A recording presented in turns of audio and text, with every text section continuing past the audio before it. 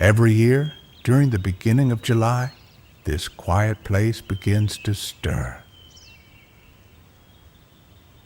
Tents rise and fires are lit.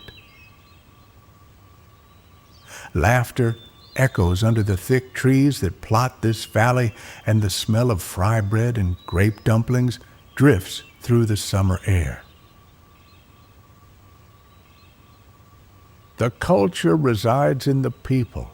The people are here in these camps, and with them, their stories.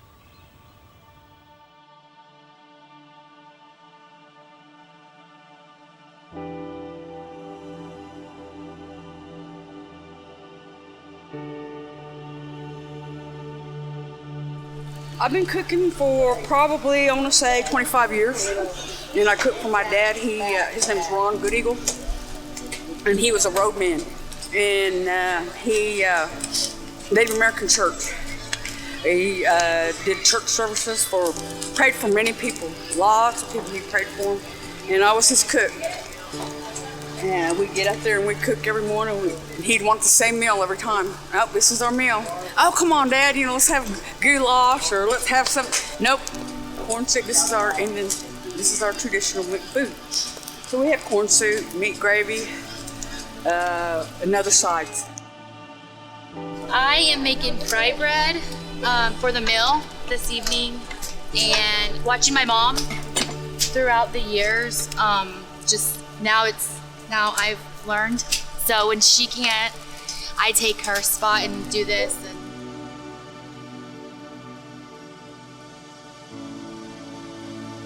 I remember sitting over here, right? We had big trees over here, and we'd all sit here and shuck corn and pop green beans, and we did great dumplings, and so they kind of started it, and then I just so somewhere in there when I was able to start cooking and helping out. I just kind of taught myself. I've watched my grandmas through the years, and learned to do it, and pray. Right when I cook, I pray, help me start my fire, help me get my fire going. My fire just, it wasn't hard. I pray about it first, and then it all works out. I'm just mixing it up, making my dough. I'll do this batch, and then I'll let it set and kind of let it rise, and then I'll start making my bread pieces and see how it turns out.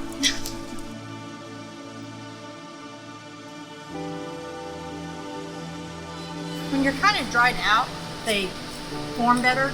Like I said, sometimes I take them when they're wet and just drop them in. They get a little mushy, so if you've got more of your flour on it, your dumplings are going to be better.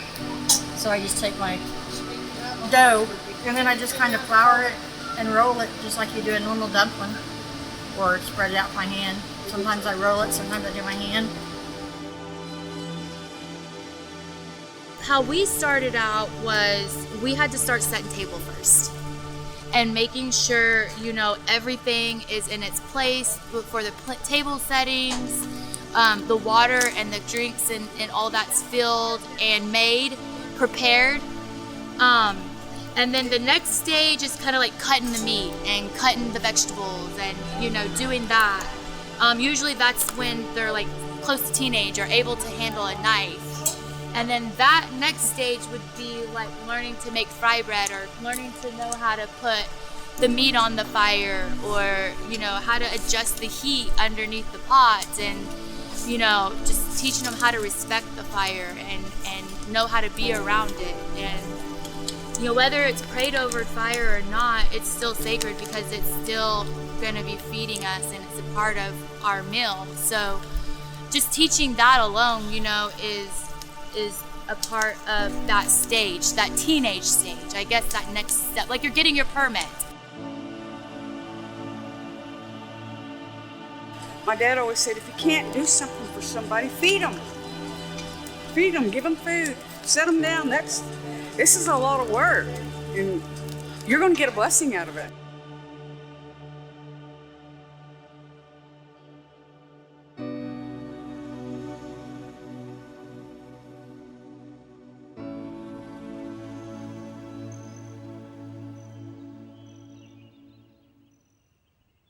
My mom taught language classes for probably 10 years or so here for the O-Gah-Pah tribe. One of her biggest concerns were if the tribe loses their language and no one can speak it and understand it, they lose their sovereignty. The O-Gah-Pah language is an endangered one. A language department was officially started in 2024, with Mary Jacobs spearheading the revitalization. However, prior to that, it was individuals like Terry's mother and Ardina Moore responsible for stirring the embers that would lead to the fire being reignited. O-Gah-Pah. The first lesson that I teach my classes, and that is counting from the number 1 through numbers 10, 1 through 10. And I will speak the word, the number, and pronounce it in O-Gah-Pah. They had great classes, and my mom was very picky because my great-grandmother spoke fluent O-Gah-Pah. She made sure Mom spoke the words right, and Grandma Dorothy, so Mom makes sure us kids say the words correctly, and that's real important. Staying as close to tradition as we can and doing it as much of the old ways as we can. Mom always taught us, and Granny always taught us that powwow ground out here, it's sacred. It's considered sacred land.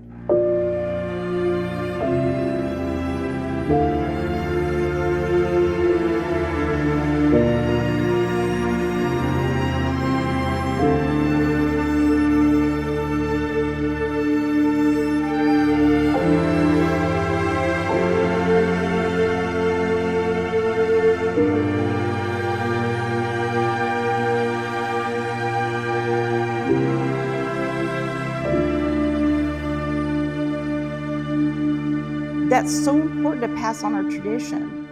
Real quick, can you kind of walk us through what the things are you have on right now? This was, of course, everything kind of came from the Kiowas and everything. The gourd shaker. Kind of forgot when they started switching to these, but of course they used like normal gourds, like squash. Then they started using shakers because they were louder. Then, of course, my fan, and my bandolier, and my sash. This is the bandolier and the sash. It's got medicine on it, and it's a little pouch on the back. And then when did you first get these? Is this passed down to you, or was it? Yeah, the bandolier, sash, and the gourd's been passed down to me. These were my Grandpa Charles's stuff. And this I made myself. And yeah. Do you remember when he gave it to you? Not necessarily like gave it to me. He did, like, he let me use it when he was alive and stuff, and he like always told me that when I'm gone, he's like, it's all gonna be yours. And at first I didn't feel right using it and stuff, but then just like, honor his memory, I just started grabbing his stuff and started using it more. All right, we're gonna turn it over to our singers at this time as well as our dancers. It's go dance time. Thursday night.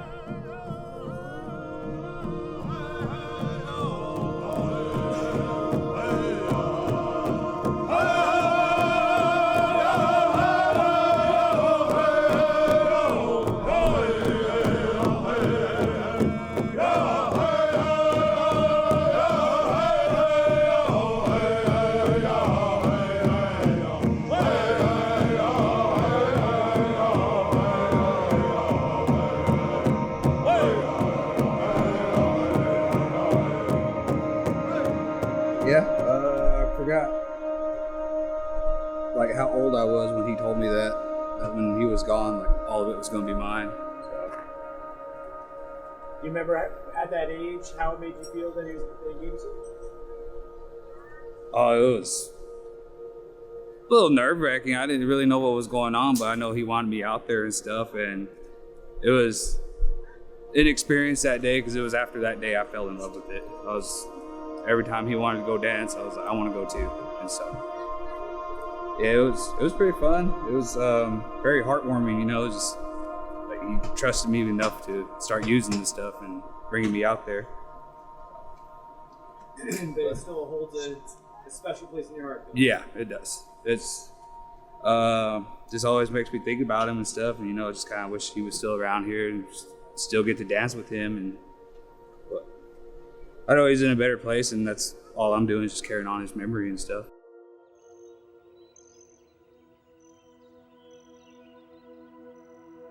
I remember the happy memories we had whenever I was a child. I lived with my grandmother, and she would always be sure that I got down to the powwow. And she had lots of friends down here. And I remember that we didn't stay at night though. I had some little friends I danced with. They were about 8.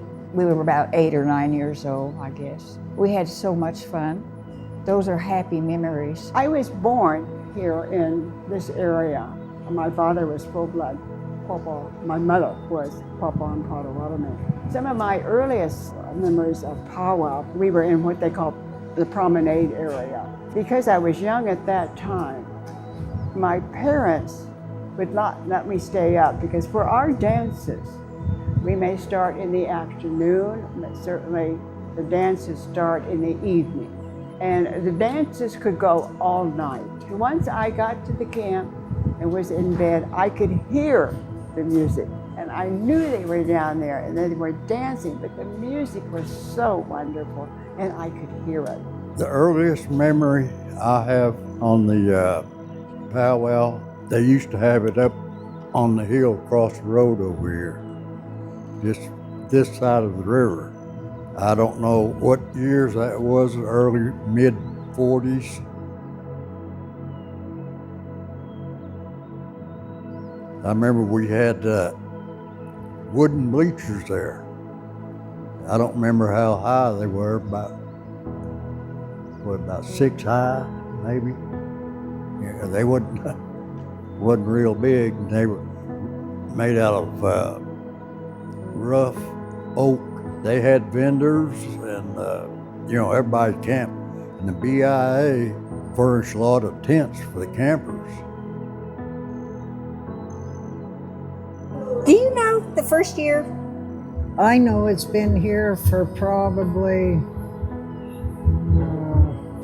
it's been here since I was 60. Oh, it's been here since I was 16 was the first time I stayed here. And I'm 73 now, so. It is definitely over that. But we're way over that, yeah. Life. So we don't know exactly. Like many camps in this area, the Brock family camp has been around as far back as anyone can remember. I had to paint the damn camp. That was my first memory of it. Uncle George went to town and bought us paint, and we painted the cabin and the cover over the top of the thingy there, and the benches, and the tables. Well, Mom was always like that. Her answer to everything was just put a coat of paint on it. It was easier to paint it than clean it sometimes. So, but I remember playing around here as a little kid. We never were allowed to get in the water. Dad was really strict. Yeah, well, they got more privileges than we did. 5 Mile was a huge part of powwow. That's where we would, before we had running water, and any of this stuff, we would go to 5 Mile, spend the day. First of all, it was really hot, and we'd take lunch, and we'd take a bar of soap and a towel and a washcloth, and that's where we would bathe. But Uncle George, he'd lay here and he'd tell all these stories and stuff. About the little people, about the deer woman. He told about that woman that jumped off from the cliffs down here. Lover's Leap. Yeah. And you could hear her scream in the night. And we'd go out at spook light, afterwards. And I can remember being just sweating, just like right now, just running down your face. And I'd have a blanket over, and all I'd have out is my nose. Because I was scared to see the spook light. But yet I wanted to see it, but I was just scared to see it. Every family at these grounds grew up on stories. Many held a certain significance and were told for a reason. Directly across from the Brock camp sits the old campsite of Fanny Good Eagle. This is a memorable year for the family. It marks the last time that co-owner, Buddy Richards, will make the long venture to these hallowed grounds. While moving my mother home with us, I came across some of the old family photos, and this is actually the way the camp was. My first recollection of our camp, the wood beams and the little dirt floors and the beginnings. Mm-hmm. Yep. We always used to gather around and get a family photo when everybody got dressed in their regalia. That's they always come with the camper in the truck. Yes. From California. And there's pictures with the family. And they always went down to Dardene's 5 mile to swim, which we can't anymore to come home there. This is Uncle Gary Wheeler. He passed, but he was a cousin of Buddy, but more like a brother. Yeah. That's the That's dumpling. the Richards girls. Yep. There's Nikki, Stephanie, Dee Dee, Tracy, Yep. and Tammy. Yep. Yep. That's when they were little bitty. Little bitty. And this is Grandma Dorothy and Terry.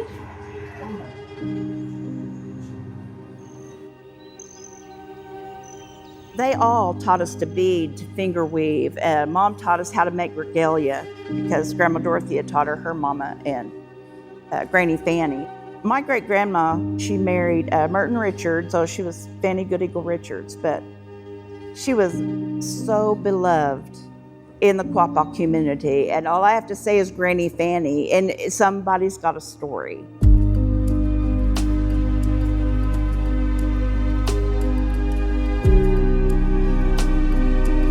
Just a short way down the road is the Watson Family Camp, where sisters Debbie Ray and Linda Davis focus on a part of culture that everyone can enjoy, the art of cooking. This particular area right here, the main camp just right behind you to the north of you, that was my grandparents' camp. Marguerite and Leroy Watson, and we are descendants of the Red Eagle family. My grandparents, Marguerite and Leroy, they had 4 daughters. From the camp to the west, to the road, was for the 4 girls. Lots of fond memories. Grew up here. Every year, you know, come camp. For us, it's like our second home.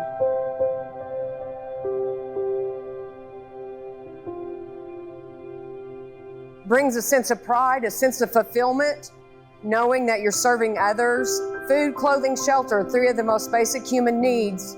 As a child growing up and even now into adulthood, if there was ever anybody that was hungry, they knew they could come to the top of the hill and have a place to eat. They were never turned away. Nobody was, if you were hungry, you knew to come to the camp. And that's just something that my sister and I, we've continued on with that, helping, being able to fill the belly of other people. So. For the Quapaw, food is one of the greatest gifts you can give. This originates from a time when the Quapaw had very little. From the powwow to our memorial dinners, food brings the people together. I remember as a child over at the old Longhouse, which is east of us here, the ladies that cooked then, the memories that I had were of Aunt Maud and Aunt Sil. Starting little and you just work your way up. Washing dishes, learning to set the table, helping the cooks. When you have the young girls like Johnny Rogers' little girl, she's already at a point where, even as little as she is, and she's been helping us now ever since she was about 3 to 4 years old, it's such reward to see the smile on her face and how excited she is. Initially, there was a time when the Ottawa tribe held their powwow, which is every Labor Day weekend here on our grounds as well. Aside from being the second longest continuously held powwow in the country, what truly sets this celebration apart from others is the shared spirit and warm hospitality. In this place, all are connected.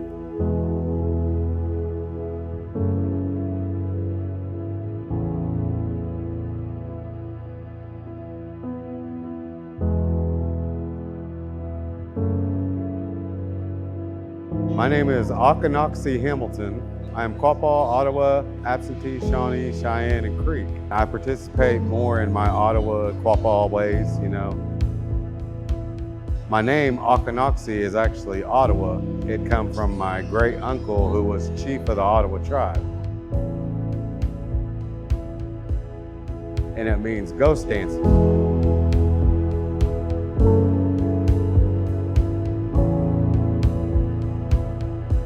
Before the Indians would go to battle with the white settlers or whoever come into their land, they would have a ghost dance, and what that was they were calling all their relatives, the ones that had already gone, so that their spirit could help them defeat their enemy. And out of respect, Indians hold their veterans high. So out of respect, my dad, my uncles, everybody had fought overseas. My dad was a Marine, uncles were Marines, my grandpa was in the Army, medic. So out of respect for them, that's why I gourd dance. This is how I honor them. So I'm out here gourd dancing for them. I enjoy my life. I love my culture. I enjoy every bit of it. I danced in this arena for 20 some odd years. Now I get to watch my kids dance in this arena, so.